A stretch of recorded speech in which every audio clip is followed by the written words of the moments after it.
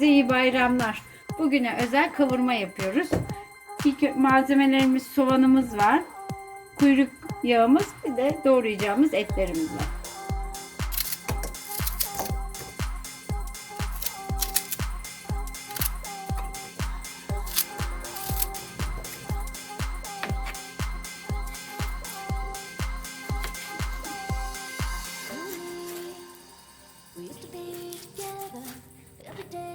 Mis gibi yağlarımız kavurmaya lezzet verecekler.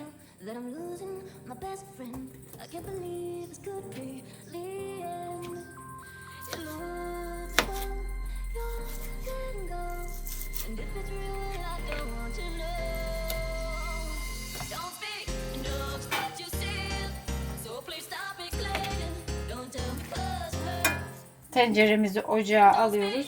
Yağımızı eriteceğiz şimdi.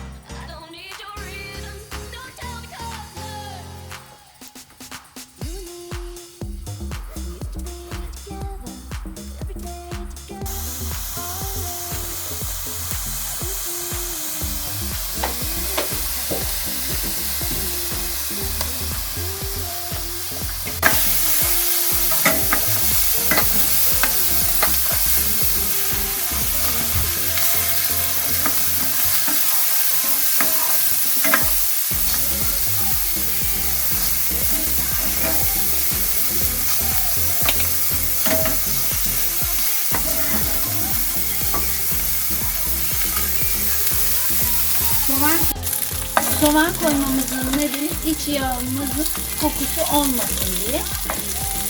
Yağlar eridikten sonra soğanlarımızı alacağız. Etlerimizi doğruyoruz.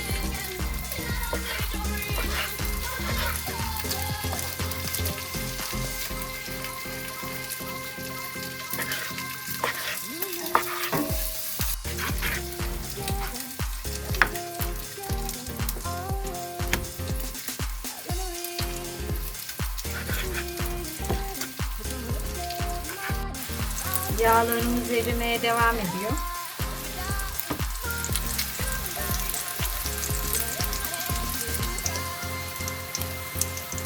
Yağlarımız eridi. Onları alacağız artık. Tenceredeki yağlarımız, eriyen yağlarımızı soğanla birlikte alıyoruz.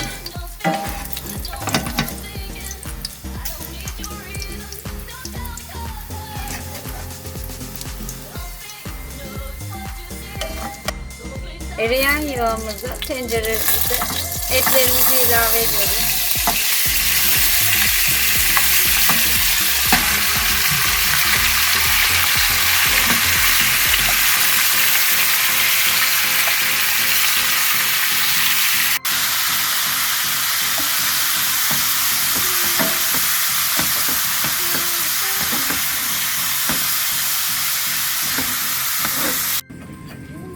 Kavurmamız pişiyor.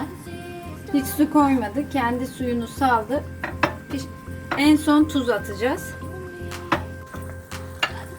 Tuz koymamamızın nedeni etimiz sertleşir. O yüzden en son koyacağız.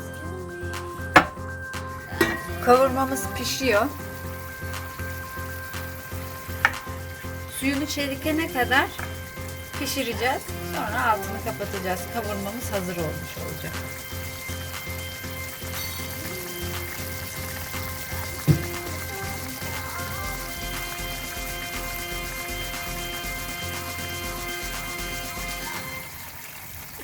Kavurmamıza tuzunu ilave ediyoruz.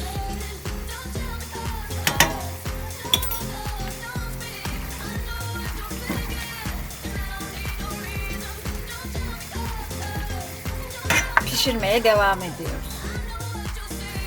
Kavurmamız pişti. Suyunu çekti. Çok güzel, mis gibi kokuyor. Yemeğe hazırdır. Afiyet olsun.